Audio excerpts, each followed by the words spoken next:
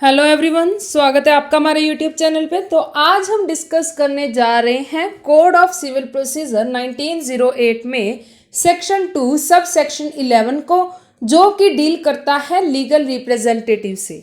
ठीक है, तो आपने ये टर्म जो है बहुत बार सुनी होगी इन दी वेरियस लॉज, पर क्या मतलब है लीगल रिप्रेजेंटेटिव्स का इन दी सिविल लॉ, तो आपको ये जानने के लिए हमारी आज की वीडियो को पूरा देखना होगा। अगर आप चाहते हैं कि सीपीसी में अगर कोई भी टॉपिक है तो हमने उस पर एक अलग से प्लेलिस्ट बनाई हुई है, सारे टॉपिक्स को कवर करने की हमने पूरी कोशिश की है। So let's start today's topic and which is legal representative.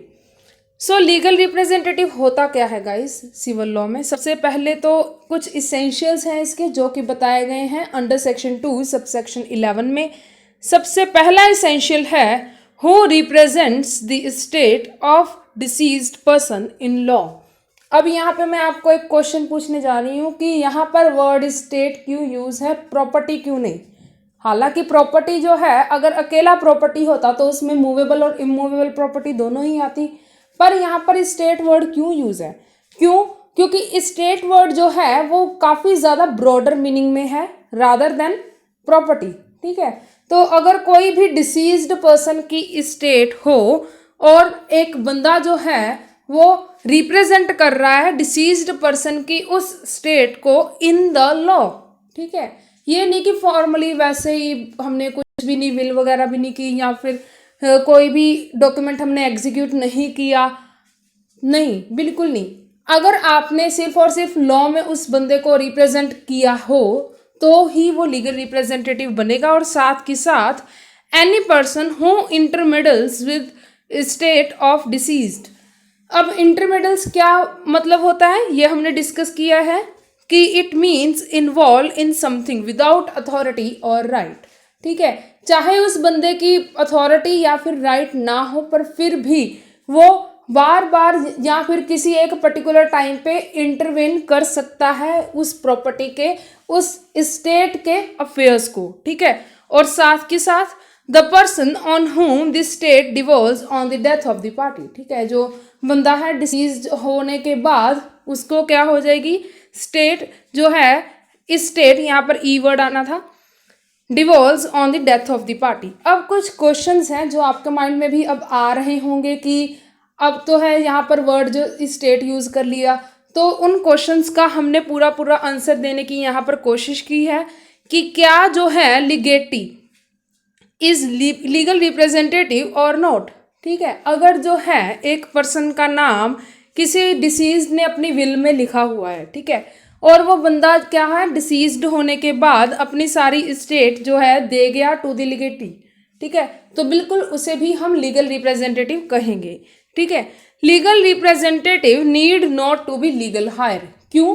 क्योंकि ज़रूरी नहीं है कि जो बंदा है जाते वक्त सिर्फ और सिर्फ अपने लीगल हायर को, अपने पोतों पड़पोतों लड़कों को ही सिर्फ अपनी प्रॉपर्टी देकर जाए, वो किसी और बंदे को भी विल किसी और पर्सन के नाम पे भी वो विल बना सकता है। ठीक है, तो weather a minor can become legal representative, yes exactly, यहीं पे हमने यहाँ पे भी लिखा हुआ है कि बिल्कुल वो बन सकता है, पर जो प्रोसीडिंग्स होगी, ठीक है, उसमें जो माइनर है वो रिप्रेजेंट होगा बाय हिज नेक्स्ट फ्रेंड। ठीक है, जो कि मेजर होना चाहिए। ठीक है, या फिर गार्डियन की प्रोविजन आपको पता ही है।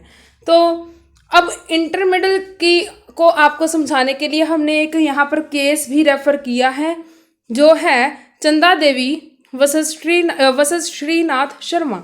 ठीक है, तो इस केस में क्या था, एक बंदे ने सूट फाइल किया था for the title of the property. ठीक है, during the pendency of the appeal. ठीक है, अपील भी सूट के डिसीजन के बाद उसने अपील प्रेफर की। अपील में क्या हुआ, जो प्लेंटिफ था मतलब कि respondent was kidnapped and can not traced out by the efforts of the police. ठीक है, तो उसके वाइफ और चिल्ड्रन जो हैं वो पार्टी बन गए। हालांकि लोअर कोर्ट में जो है, जब सूट चला था लोअर कोर्ट में, तब वो पार्टीज नहीं थे, पर फिर अब क्या करें, अगर वो तो बंदा मिल ही नहीं रहा तो सिर्फ उसकी वाइफ और उसके बच्चे हैं उनको ही पार्टीज बनाना होगा। तो इस केस में wife and children after his abduction, intermeddles and legal representatives. ठीक है, हालांकि उनका कोई फिलहाल उस टाइम पे राइट नहीं था जब वो क्या था suit in the lower court, पर अपील में उनका राइट ऑटोमेटिकली बन गया। क्यों? क्योंकि वो उसका जो हस्बैंड है और उसका जो पिता है बच्चों का, वो क्या हो गया था, एबडक्ट हो गया था किसी पर्सन के द्वारा। तो ये था हमारा आज का टॉपिक, लीगल रिप्रेजेंटेटिव। अगर आपने हमारी और भी वीडियोस देखनी है सीपीसी के रिगार्डिंग, तो आप हमारी सीपीसी की प्लेलिस्ट में जाकर चेक कर सकते हैं। अगर आपको हमारी आज की वीडियो पसंद आई हो, please like, comment, share and subscribe my channel. Thank you.